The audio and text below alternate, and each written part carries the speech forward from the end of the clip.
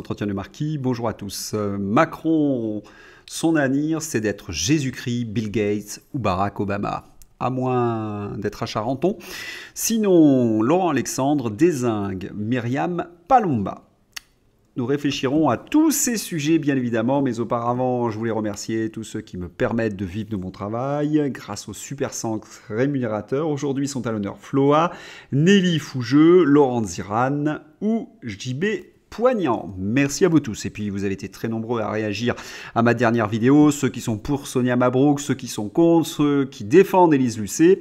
Il est vrai que le reportage datant de 1999 va être très important dans ce que je vais dire pour la fin de mon travail, de cette vidéo. Pour ceux qui ne l'auraient pas vu, c'est dans ma vidéo d'hier, dans le descriptif, il y a un travail de Élise Lucet qui est très important. Maintenant, ce que je reproche à Élise Lucet, vous le savez bien, c'est de travailler sur le sévice public, c'est-à-dire de faire du politiquement correct, de soutenir Emmanuel Macron et de faire en sorte que les idées du World Economic Forum triomphent. On va commencer directement par Emmanuel Macron. Alors Emmanuel Macron, là, il a peut-être une araignée au plafond, puisque voilà ce que je lis dans l'Express. J'ai cru, et je vous assure que c'était un fake. Eh bien non, je suis allé vérifier. Macron, ses étonnantes ambitions. Son avenir, c'est être Jésus-Christ, Bill Gates ou Barack Obama. Alors bien sûr, c'est dans l'Express, c'est un journal qui est très proche de la majorité, mais on a les bras qui nous en tombent. Parce que là, cela s'appelle tout simplement un culte de la personnalité. Quand un journaliste est capable d'écrire de telles idioties, c'est qu'il n'est plus journaliste. Il n'est qu'un petit propagandiste de base. Emmanuel Macron, Jésus-Christ, quel est le rapport entre Emmanuel Macron et Jésus-Christ ? Là, j'aimerais bien le savoir. Antichrist, oui. Emmanuel Macron, c'est celui qui a vendu une partie de nos fleurons aux Américains. Emmanuel Macron, c'est celui qui fait rentrer le loup woke dans la bergerie française. Emmanuel Macron, c'est celui qui clive les Français, qui les monte les uns contre les autres. Emmanuel Macron, c'est celui qui utilise la corruption, la violence, la manipulation, la propagande pour faire passer ses lois iniques. Et je vous laisse de côté tout ce qu'il a fait pendant la période sanitaire qui, à mon avis, va lui causer quelques torts dans les années à venir. Alors, Jésus-Christ, là, pardonnez-moi. Quant à Bill Gates, oui, c'est sûr, Bill Gates, il a commis pas mal de méfaits, et un jour ou l'autre, il finira en effet comme Emmanuel Macron. Quant à Barack Obama, on va conserver sa bonne humeur, sa courtoisie, je n'en dirai pas plus. Comment un journaliste peut arriver à écrire de telles choses ? D'autant plus que tout le monde à Paris, et ça se susurre dans toutes les rédactions, affirme qu'Emmanuel Macron est un incompétent notoire, qu'il n'est pas l'homme de la situation. Alors on comprend bien, c'est orwellien, tout le monde est mécontent d'Emmanuel Macron et il y a un journaliste qui vient écrire ce genre de choses pour renforcer, selon lui, le pouvoir d'Emmanuel Macron. Au contraire, ça le décrédibilise.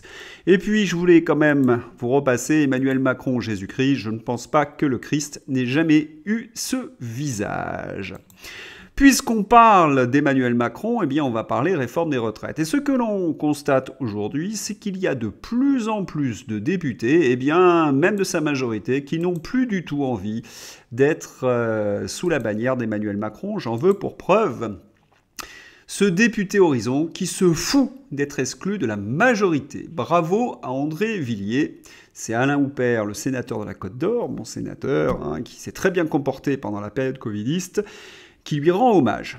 Mais il n'y a pas qu'André Villiers qui ne refuse de voter pour cette réforme des retraites. Il y a aussi un autre horizon, le philippiste Yannick Févenec. Ça fait deux horizons qui ne voteront pas. Et j'imagine qu'il y en a d'autres qui doivent pousser derrière. Autrement dit, il se passe quelque chose. Alors on va regarder les raisons de ces députés philippistes, eux qui sont pour normalement la retraite à 67 ans. Les raisons sont les mêmes que celles qu'il avait poussées il y a quelques semaines déjà à exprimer publiquement ses grandes réserves sur ce projet de loi gouvernementale. Prise en compte du nombre d'années de cotisation, 43, et non d'un âge pivot, 64, manque de lisibilité sur les carrières longues et les métiers pénibles, absence de clarté et de certitude sur les 1200 €. Oui, il pointe là où cela fait mal. Il ne faut pas oublier en effet que les seniors qui vont arriver vers l'âge de 58-59 ans, eh bien, ont un risque très important de tomber au chômage. Si vous repoussez l'âge de départ à la retraite, eh bien, vous repoussez d'autant d'années leur temps de chômage. En Suède, c'est pas compliqué. Une grande partie de ces seniors à qui on a repoussé l'âge de retraite sont tombés dans la très grande pauvreté. Alors quand on nous parle de réformes justes, c'est une énorme blague. Et que cela vienne de la part des philippistes, eux qui sont pour la retraite à 65 ans, voire 67 ans, ça ne manque pas de sel. Qu'est-ce que cela traduit ? Cela traduit surtout un sens politique. Tous ces députés ont regardé le nombre de manifestants dans leur circonscription. Ils ont bien vu que s'ils retournent dans leur chef-lieu, dans leur canton, dans leur ville, eh bien, ils risquent de faire face à leurs électeurs. Ils savent qu'il faut absolument arrêter le gouvernement parce que c'est tout simplement la fin de leur carrière politique. Ils resteront peut-être jusqu'en 2027, mais après, c'est terminé. Alors, ils décident plus ou moins de se révolter. Et c'est ce que je vous avais dit, Édouard Philippe est en embuscade. Il y a aussi un autre sujet dont parle la presse, c'est cette fameuse commission paritaire dont je vous ai parlé hier, composée de 7 députés et 7 sénateurs pour s'accorder sur les textes. Il se trouve que le gouvernement essayait de faire en sorte de placer ses pions pour que ça soit voté, qu'il n'y ait plus qu'un vote à l'Assemblée. Ou dire au Sénat puis à l'Assemblée. Il se trouve que certains sont en train de dire que cette commission paritaire est tout simplement injuste et ils sont en train de revoir la composition.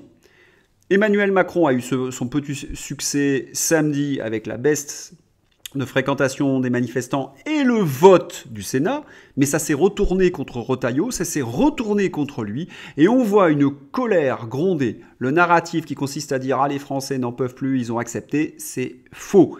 Et nous le voyons d'ailleurs à travers les leaders politiques. Et puis la majorité présidentielle, Emmanuel Macron est composé de gens tout à fait fréquentables, merveilleux. Pensez par exemple à Dupont Maserati. Oui, celui qui s'est acheté une Maserati il y a quelques années avec de l'argent venant d'un paradis fiscal. Eh bien, on apprend dans Marianne que ce Dupond-Moretti a tendance à trop utiliser les cabinets de conseil. Quand on regarde dans le détail l'affaire qui concerne Dupond-Moretti, on s'aperçoit, comme d'habitude, qu'il a utilisé un cabinet américain, le Boston Consulting Group, au sujet de l'assistance au transfert intégral des missions d'extraction judiciaire à l'administration pénitentiaire. Or, nous savons que ce type de mission est généralement l'apanage de l'inspection générale de la justice, puisqu'ils l'ont réalisé plusieurs fois, 2012, 2016, 2021. Pourquoi la Cour des comptes n'est pas content ? Parce qu'on sait très bien que lorsqu'on utilise un cabinet américain, il y a souvent des services en échange. Le dossier Dupond-Moretti est extrêmement lourd. Il est accusé de prise illégale d'intérêt, il va passer devant la Cour de justice de la République et il continue à être ministre après ses bras d'honneur, après toutes ces affaires. C'est un scandale permanent Dupond-Moretti. Et puis nous avons un autre champion à la tête de nos finances, un prix Nobel d'économie, Nono Le Maire. C'était celui qui avait prédit que la Russie allait être à genoux après les mesures prises par l'Union européenne. Et là, il nous explique « Je ne vois pas de risque de contagion ». Eh bien, on a envie de lui dire « Investis dans la lunette » parce que coup de tabac sur les marchés après la faillite de Silicon Valley Bank, l'intervention massive des autorités américaines n'a pas suffi à rassurer totalement les investisseurs. Un vent de panique s'est emparé des bourses européennes. Oui, un vent de panique. J'ai un petit peu demandé à ceux qui connaissent le sujet et ils m'expliquent tous, ils ont la même analyse. Il y a de la spéculation au niveau de la high-tech. Tout le monde savait donc qu'il y avait des bulles spéculatives et que cela allait exploser. Eh bien, c'est arrivé avec la Silicon Valley Bank. Le système financier américain, vous le savez, est construit sur cette spéculation. Un jour ou l'autre, l'avidité finit par se mordre la queue et s'autodétruire. Joe Biden va se retrouver dans une situation un petit peu compliquée puisque les finances américaines sont au plus mal. Il doit mener une guerre en Ukraine, paraît-il, ce qui fait qu'il a besoin d'argent. Alors, vers qui va-t-il se tourner ?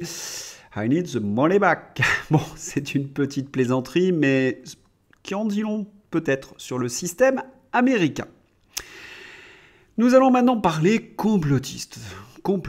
Vous savez tous qu'il y a des théories du complot et notamment qu'il n'y aurait pas d'effet secondaire. C'est tellement vrai qu'il n'y a pas d'effet secondaire que le ministre allemand, Lauterbach, promet de l'aide aux personnes endommagées par la vaccination. Cela fait suite à un reportage tout à fait admirable de Arte sur ces pauvres Allemands qui étaient victimes justement de cette thérapie ARN et qui n'avaient Ils ne savaient pas vers qui se tourner, ils étaient malades, ils étaient rejetés. Eh bien, ça y est, l'État allemand va faire quelque chose. Quant à ceux qui expliquent qu'il n'y a pas d'effet secondaire, je vous renvoie notamment à ce reportage d'Arte que j'ai présenté il y a quelques semaines. Et puis on nous explique aussi que les confinements, je relis ça dans la presse, il n'y a aucun problème, il n'y a pas eu d'effet secondaire. Et puis, la dépression chez les jeunes. En 2020, plus 25%, plus 18,5% chez les garçons et 25,60% chez les filles. Et nous avons une augmentation très inquiétante des antidépresseurs, et notamment chez les jeunes. C'est un de mes fils qui m'avait expliqué que sur son campus, après les confinements, eh bien, il avait remarqué l'arrivée de 30 ou 40 personnes avec des cheveux bleus. Vous voyez un petit peu ce qui se passe. Vous êtes tout seul, vous êtes mal, vous êtes tout le temps sur Internet, et bien évidemment, vous basculez dans quelque chose d'extrêmement grave. Et puis, puisqu'on parle de théorie du complot, il y en a un qui est assez champion, c'est Mathieu Slama. En effet, il nous explique ce qu'on appelle wokisme n'est pas du tout anti-républicain. C'est au contraire une logique qui vise à réaliser pleinement la promesse de la République. Et donc, il explique à l'intérieur de son plaidoyer que c'est la suite des Lumières. Il faudrait que Mathieu Slama, là encore, il doit être sous antidépresseur, ce n'est pas possible ou autre chose pour dire de telles bêtises. On se demande véritablement qui est derrière Mathieu Slama pour dire de telles choses étranges. En effet, associer wokisme et siècle des Lumières, wokisme et République, il faut vraiment oser. En effet, la République défend les libertés individuelles, le wokisme les combat. La République défend l'égalité, la fraternité entre les hommes. Le wokisme combat ça, puisqu'elle crée des hiérarchies entre les groupes. Et qui plus est, le wokisme est la quintessence du fascisme, c'est-à-dire c'est un petit groupe qui essaie d'imposer ses valeurs sur le plus grand nombre. Et je vous ai toujours dit que le wokisme avait été créé dans une certaine mesure pour empêcher les classes les plus touchées par la crise économique aux États-Unis de s'unir. Si vous montez toute une série de communautés les unes contre les autres, eh bien, elles ne peuvent pas s'unir pour lutter contre les élites américaines. Et qui a financé une grande partie de ce wokisme? On trouve des gens comme George Soros. Faites vos déductions. Eh bien, puisqu'on parle de théorie du complot, on va parler de quelqu'un que j'apprécie pas véritablement. C'est pour cette raison que j'en ai pas parlé vendredi. C'est ce Gérard Fauré, ex-dealer. Lorsque vous êtes un ex-dealer, que vous avez travaillé pour le grand banditisme, il ne faut pas se leurrer. Vous n'avez pas le droit à la parole si certaines autorités ne vous le permettent pas. Alors, je voudrais expliquer les choses simplement. J'ai beaucoup travaillé sur le totalitarisme soviétique. Puis, j'ai aussi travaillé sur la notion de désinformation et de propagande. Or, il y a une technique qui est très simple, c'est de mettre un œuf pourri au milieu des œufs sains. Je m'explique. Vous avez un listing, par exemple, Clearstream, vous avez des noms avec des gens qui ont pris de l'argent en France et qui l'ont mis dans des paradis fiscaux, donc le Luxembourg. Eh bien, pour détruire ce fichier, vous mettez des faux noms au milieu. Vous ne savez plus quel est le vrai, quel est le faux. C'est une technique de désinformation. C'est-à-dire qu'un détail va jeter le discrédit sur l'ensemble. Lorsque vous combattez sur les gens spécialistes de la petite enfance, vous savez qu'il y a des enquêteurs, vous avez vu les enquêtes, je vous ai présenté d'ailleurs le travail d'Élise Lucet dans ma vidéo précédente d'hier. Eh bien, pour discréditer toutes ces enquêtes, tout ce que nous savons, il suffit d'ajouter un œuf pourri, c'est-à-dire une théorie complètement fumeuse qui va faire croire à l'ensemble que tout est faux. Et c'est là où entre en scène Gérard Fauré. Et ce qui m'embête, parce que j'ai vu la même chose avec les politiques sanitaires, il suffit que quelqu'un dise une chose complètement dingue et par esprit de groupe, de camp, on va tous aller sur cette théorie et on va tous se ridiculiser parce que la théorie est fausse. Et ensuite, les crimes de ceux qui ont fait ces politiques sanitaires, eh bien, ils vont passer à l'as parce que tout le monde dit « Regardez, ils racontent n'importe quoi ». Il faut conserver véritablement la ligne. S'il y a une chose qu'on ne peut pas prouver, on n'en parle pas. Ça, c'est la règle. On ne s'appuie que sur des choses qui ont été recoupées. Nous avons suffisamment de pièces dans ce dossier pour éviter d'aller vers des délires.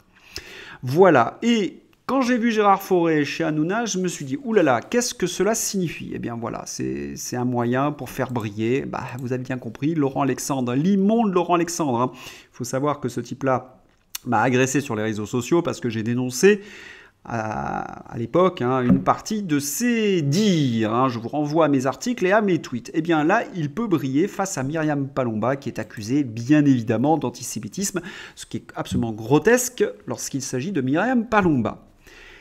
Elle a été mise en minorité. Elle fait un excellent travail, Myriam, mais elle n'aurait pas dû aller sur ce créneau. Elle a fait une erreur. Elle est tombée sur ce qu'on appelle un corax. Corax, c'est un argument qui était classifié chez les Grecs, c'est que lorsque vous exagérez une thèse, eh bien vous la rendez ridicule. Et elle s'est retrouvée à défendre des positions complètement ridicules, alors qu'il y a un vrai problème de la petite enfance en France.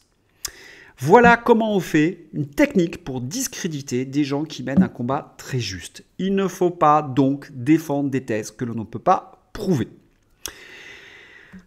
Sans transition, c'est pas. On va parler du journal de référence L'Imonde. En effet, ils ont écrit un article sur Marc-Olivier Fogiel. J'essaie de faire de mes filles des petites filles pas parfaites. Le seul ennui, c'est que Fogiel est avec un homme et donc il a eu affaire à la GPA. Cette même GPA dont de très nombreux médecins sont en train de dire il faut arrêter ça parce que c'est un commerce tout à fait affreux. Le Monde, en quelque sorte, devient la vitrine de gens qui vendent des enfants. Un petit peu comme certains couples qui aimeraient acheter des enfants sur Le Bon Coin. C'est à peu près la même chose. Et on comprend d'ailleurs pourquoi il y a des wokistes pour la GPA, etc. C'est tout simplement pour faire du business. Le business de l'humain. Vendre des enfants, par exemple. Et puis on peut faire d'autres business tout aussi épouvantables. Je pense par exemple Enquête au cœur de la fin de vie, le documentaire qui dévoile le vrai visage de l'euthanasie. Le 8 février 2023, Valeurs Actuelles a assisté à l'avant-première d'un documentaire sur l'euthanasie signé Ligne de Front, la société de production de Bernard Lavillardière. Et qu'est-ce qu'on apprend ? Eh bien que la fin de vie devient un business. C'est ça le problème. Pourquoi veulent-ils casser nos valeurs, les woke ? C'est pas pour leurs bêtises et leurs cheveux bleus. C'est que derrière, il y a des sociétés qui vont faire de l'argent. Si on casse les valeurs chrétiennes, eh bien, on va pouvoir s'attaquer à l'humain. On va en faire une marchandise. Et les woke qui se prétendent dites de gauche et qui vont dire oui, c'est les idées des Lumières comme Mathieu Slama, c'est de la grosse rigolade.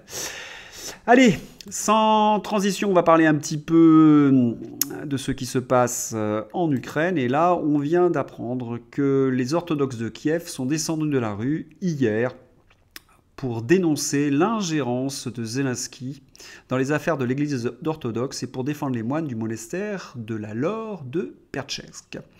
Voilà, donc ce Zelensky, évidemment, représente toutes les valeurs occidentales, la persécution religieuse, l'absence de liberté, et puis il est en train de virer une grande partie, j'ai vu, de son état-major parce qu'il ne le respecte plus. Ce que nous voyons en ce moment sur les réseaux sociaux, si ça se révèle vrai, j'attends les confirmations, eh bien je puis vous assurer que l'Ukraine n'en a plus pour très longtemps. Et comme je vous l'ai déjà annoncé, aux États-Unis, on commence à prendre ses distances avec Zelensky. Eh bien, on espère de bonnes nouvelles dans les semaines à venir. Si vous avez aimé cette vidéo, n'hésitez pas à la liker, à la diffuser sur les réseaux sociaux. À la soutenir bien évidemment de mille et une façons. Et puis je voudrais rendre hommage parce que j'ai oublié encore une fois à Georges qui a eu une idée que j'ai trouvée assez intéressante. Il voulait mettre la tête d'Emmanuel Macron, vous savez, à Kinshasa sur des t-shirts. Bon, moi je ne peux pas m'occuper de ce genre de choses, je suis en Australie, je ne suis pas du tout spécialiste, mais je pensais à certains référents patriotes pour leur prochaine manifestation. Mettre la tête de Macron à Kinshasa, ça serait peut-être une bonne idée. Voilà. Bien à vous, à bientôt pour une nouvelle...